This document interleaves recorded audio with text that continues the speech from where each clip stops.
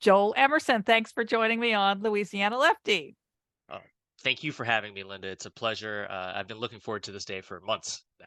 Well, and it's been so great to reconnect with you, and we'll talk more about that on the podcast. But I always like to do a little bit of current event stuff before we record the podcast. So Yeah. on video that we'll post to Facebook and YouTube.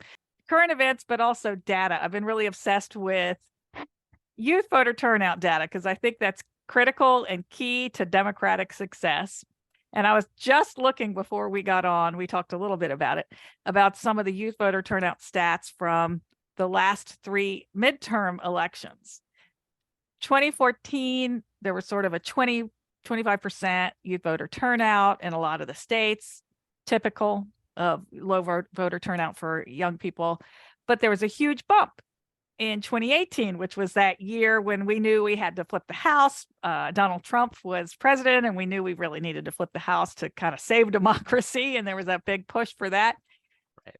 And then there was a little bit of a drop off last year in that midterm, which was interesting because there was less of an urgency. I don't know if there was less voter turnout or not, but there did seem to be less of that concern. But we're seeing some of the results of that lower turnout last year. But a couple of the states were outliers. And one that I saw off the top of my head was Michigan, where they made these huge strides in turning the state more blue. And that's allowed them to protect abortion rights and LGBTQ rights and all kinds of things just from jump. They've been able to get rid of Comstock laws and such. And I just thought I'd get your opinion on that a little bit. Yeah, I would I think it's safe to say that and probably non-controversial to say that the youth are the future of the Democratic Party. Um and I think what's interesting about the past few years worth of data is I think we had a sea change in the wake of the 2016 election, where potentially some of us took for granted um, what was capable of happening, and what our federal government was capable of doing when it came to laws and regulations and impeding in our everyday lives. And I think in the wake of 2016, we obviously saw across the country, 2018 was a huge uptick in voting in general. Um, and really, the youth vote is what carried, I think, the Democratic Party to success then. Um, I think that was replicated again in 2020. And then, of course, last year in 2022, uh, and especially in these key states like Michigan, shout out to the Michigan Dems there for the work that they did. Um, it's really inspiring to see that like this focus on youth organizing and this focus on youth turnout is really what's helping drive the victories here and drive progressive change and drive progressive power in these states. Um, I think what is I mean, I think it's typical in a midterm year to see a bit of a drop off, especially when your party is in the presidency. I Right. think it's a bit easy to sit back and say, "Oh, well, we won, we don't need to do anything now." Um, and I'm not saying that, there could be a million reasons why youth vote turnout was lower there. But I do think that the states that focused on it and the campaigns that focused on youth vote, they reaped the rewards of organizing. They reaped the rewards of their focus. Young people, like any other people, if you spend the time to get to know what they care about, you spend the time to organize in their communities, and you focus on working with them, they will turn out and vote. That's the same. That's the true for any age range. That's the truth for any, real bracket of voters in America. Um, but it seems like we're seeing this kind of wave of youth, like a progressive turn in youth voters too, and the Democratic Party writ large would be remiss to ignore that. Yeah. So a lot of the data shows that young people don't really identify with either party, Mhm. but they are motivated by the issues. And that tends to make them vote for Democrats. So you're exactly right that the Democrats should be out there Mm. focusing on the issues that they care about, not necessarily with a message of policy, but narrative stories, right? That gets them engaged and lets them understand how they are actually important to the process, how they matter to the process.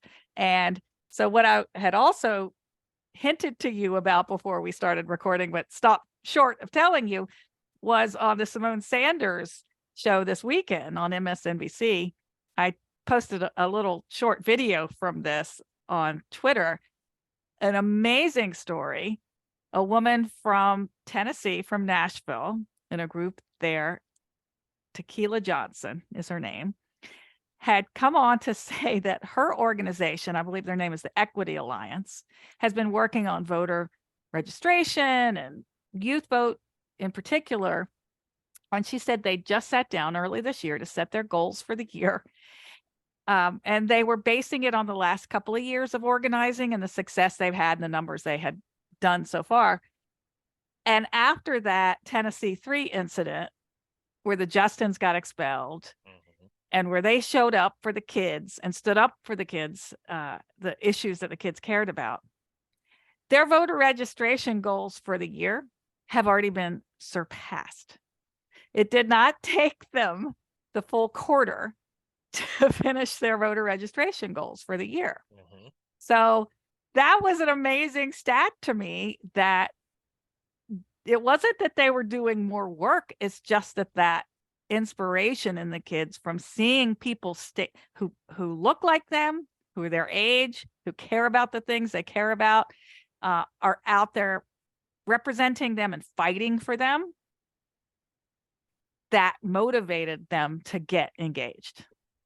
Yeah, that's an amazing story. I hadn't heard that, and I didn't see the clip that you had posted, but that's fantastic.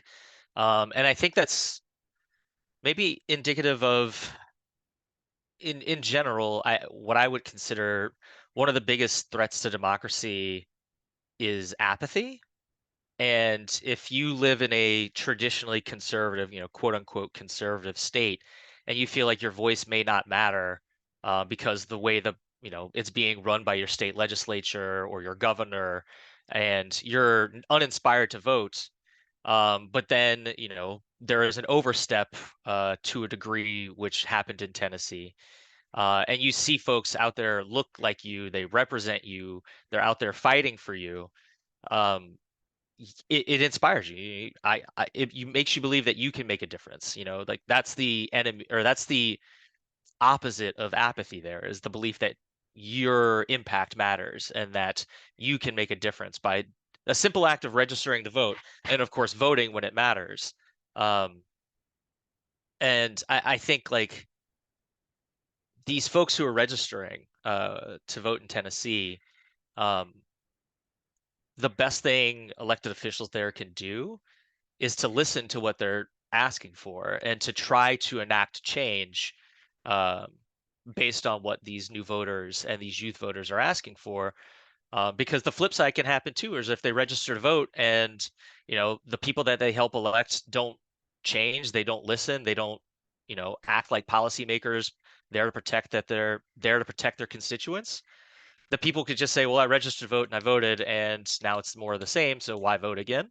There has to be there has to be some accountability there too, on the elected official side as well. Right. And I think what the Equity Alliance and other groups like them in Tennessee are doing is preparing to mobilize voters. But yes, I think then the next piece is that they'll also mobilize those voters to hold people accountable, the elected officials accountable. And that's another key element to it. And so Democrats in our state would be wise to tap into some of that as well as we're heading into legislative session. I think so. As in addition to focusing on the issues that they care about, looking for the Louisiana Justin Pearson and Justin Jones, and making sure we're recruiting candidates who can inspire that generation, younger generations as well. The candidates are there. They just, they need the help. They need the person pushing them, saying, I believe in you, you can do this. I can, donate to your campaign. Because there's somebody out there right now who could be listening to this podcast who is saying, I've thought about running, but it seems like such an endeavor. I don't know what to do. But they're out there, and they're especially here in Louisiana. We've got a lot of progressive power here. We've got a lot of institutional progressive power here too. And I think we should try to tap into that as much as we can.